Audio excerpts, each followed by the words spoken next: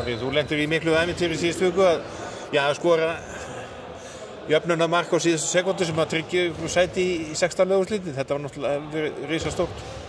Já, sjálfsögðu. Það var mjög skemmtilegt og svona það sem að tekur eiginlega út úr þessu, það í rauninni bara vinnan sem við erum búin að skila inn núna í vetur og svo að ná að í rauninni að klára riðilinn með þessum árangri að komast beint í áttalega og það er náttúrulega geggjað sko. Sjálfsögðu gaman að skora þetta mark líka sko, en heilt yfir er það bara mjög gott og er spennandi að horfa framhaldi með Sporting verður spennandi í meistaradeildinni eftir hverju við fáum síðan í áttalega.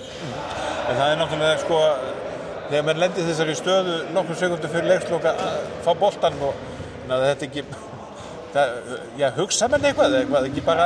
Nei, þetta er bara svona einhvern veginn, það kemur eitthvað svona flow og maður bara náttúrulega mjög opið færi og bara neldi boltanum á markið sko. Þetta var svona basically svoleiðis, var ekkert að hugsa mikið en jú, mjög skemmtilegt moment og maður gleymir þessu seint. Já, þetta er náttúrulega svona moment sem hlýtur að standa upp úr svona þegar tímar líða fram.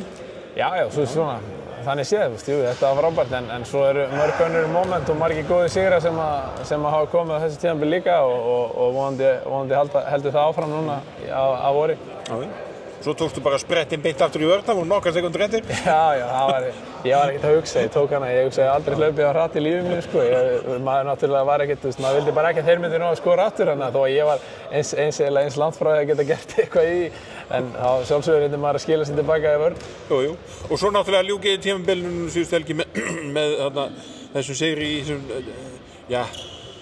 tveggja tvískipta leik. Já, það var áhugavert, náttúrulega, að spila handboltaleik, svona nánast fyrirhálfleik í byrjun febrúari og svo klára hann í mars. Það var maður er ekki lent í þessu áður. Hvað gerðist þetta? Það var við vorum búin að spila ykkur 26 mínútur og þá var alveg gífurlegur leki úr þækinu í keppnisvöllinu og þá þurftum við að hætta leik og kláruðum síðan síðustu 34 í fyrradag og gerðum það bara með send, þannig að það var gott mál og endum allan hennan svona deildarfasa á toppnum í Ameríku stíð og Porto og svona, þannig að það verður bara spennandi svo hefst úrslitakeppnin einhvern tímann eftir einhverjar 2 vikur eða eitthvað svoleiðis. Það er 4 efstu liðin sem spila þar. Já, það er spilað í taka með einhverjum stig og þetta er svolítið frábrugðið því sem kannski aðeins frábrugðið því sem við þekkjum heima. Já, það er aðeins öðruvísi en svona, en það er svo skemmtilegt format líka og verður bara gaman, bara eins og í fyrra sko.